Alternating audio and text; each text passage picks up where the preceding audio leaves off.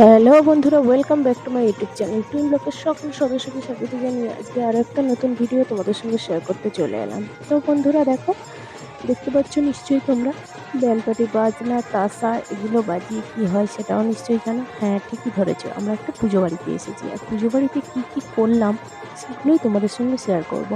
এখানে অনেক সুন্দর সুন্দর জিনিস তোমরা দেখতে পাবে এবং খুবই ভালো লাগবে। ভিডিওটা স্কিপ না করে দেখতে থাকো। তো বন্ধুরা দেখো, এখানে এই যে প্রচুর আনন্দ হচ্ছে, কারণ এখানে সবাই ঠাকুর আনতে গেছিল। আর ঠাকুর আনতে গেছিল মানে কালী ঠাকুর আনতে গেছিল। কালী ঠাকুর যেখানে তৈরি হয় সেখানে তার জায়গাটাকে বলা হয় ঠাকুরের শ্বশুরবাড়ি, আর যে গন্তব্যস্থানে ঠাকুরকে আনা হবে সেখানে সেই জায়গাটাকে বলা হয় ঠাকুরের বাপের বাড়ি। আর তোমরা নিশ্চয় বুঝতে পারছো মা বাপের বাড়িতে এলে কতটা আনন্দ পায়। সেরকমই পাড়ার সবাই মিলে মাকে আনতে গিয়েছিল। তো আনার সময় এই যে সবাই নেচে নেচে আনন্দ করতে করতে আসছে। আর এখানে একটা নিয়ম খুব সুন্দর দেখলাম, জানো তো, মেয়েরা একদিকে খুব সুন্দর নাচানাচি করছে আর ছেলেরা আর একদিকে। তো এইভাবে মাকে আনতে যাওয়া হয়েছিল। আর এই জায়গাটা প্রচুর সরু ছোট, তো সবাই মিলে জ্যাক করে যাতায়াত করছিল।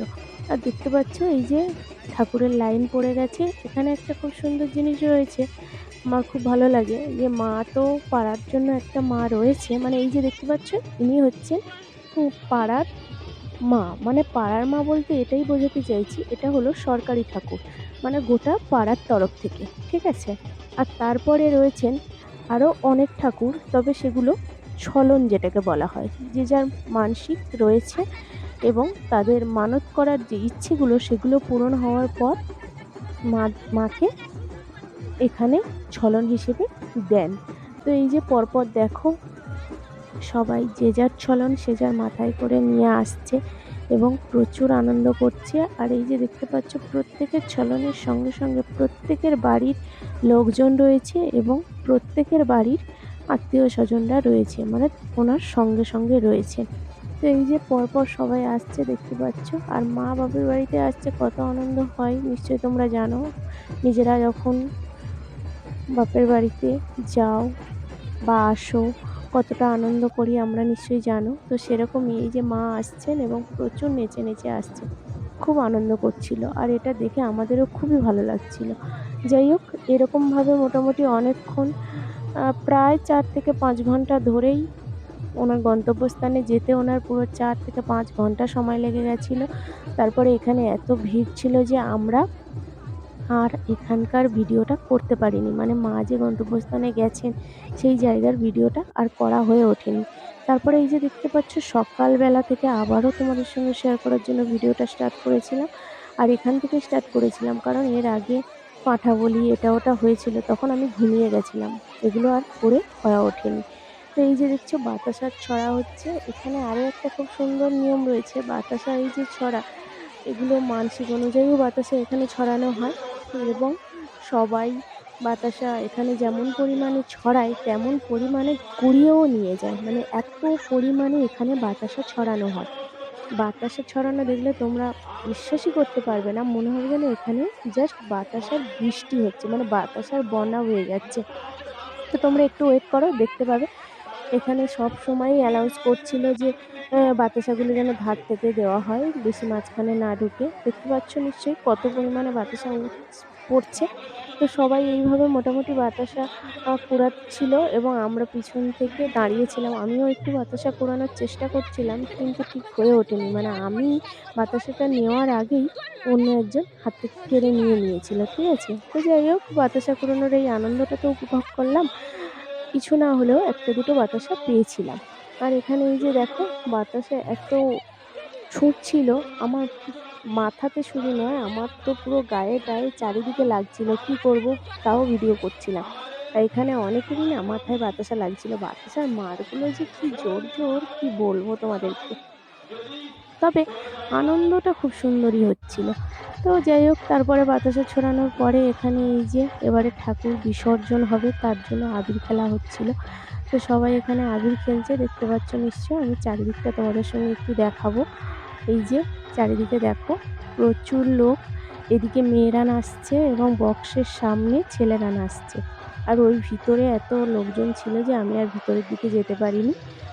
আফটার অল আমি যাইনি, মানে অতটা ভিতরে আমি ঢুকিনি। তারপরে সামনে থেকেই যাই হোক করে এরকমভাবে ভিডিওটা করেছিলাম। আর এখানে এই যে দেখো, সব ঠাকুরকে দালান থেকে, মানে ঠাকুর দালান থেকে নিচে নামানো হয়ে গেছে।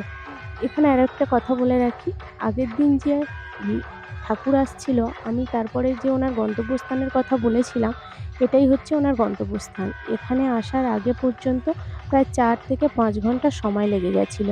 কিন্তু অত রাত হয়ে গেছে বলে আমি আর আসতে পারিনি এবং ভিডিওটা করতে পারিনি। আজকে সকালে যেটুকু পারলাম করেছি এবং সবটাই করেছি। যাই হোক, তারপরে এখানে ঠাকুরগুলো সব বার করে দিয়ে দিয়েছে।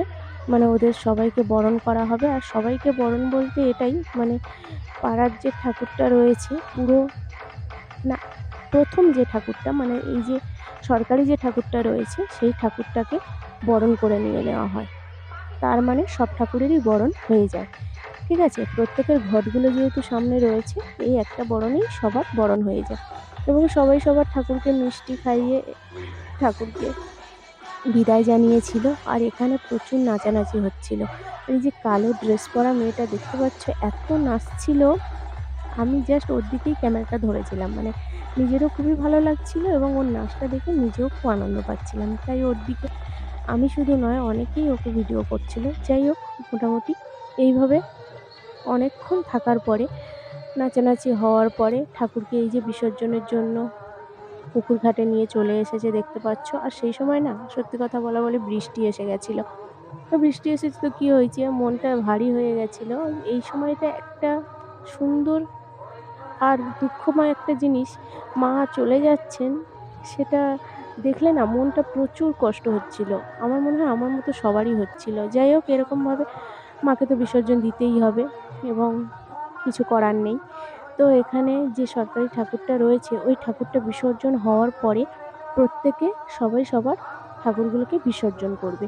আর এখানকার একটা নিয়ম আছে যে সরকারি ঠাকুর জলে পড়ার পরে সবাই এই পুকুরেই স্নান করবে। মানে ওই জন্য এত লোক এখানে রয়েছে। তো যাই হোক, সবাই ঠাকুর পড়েছে দেখতে পেয়েছো। এবার সবাই জলের মধ্যে নেমে গেছে এবং স্নান করতে শুরু করে দিয়েছে। তারপর এরপর পরপর সব ঠাকুরগুলোই বিসর্জন হয়েছিল। তো ভিডিওটা এই পর্যন্ত। কেমন লাগলো আমাদেরকে জানিও। ভালো লাগলে লাইক, কমেন্ট, শেয়ার করতে ভুলো না। পরের ভিডিওর জন্য অপেক্ষায় থেকো। ধন্যবাদ।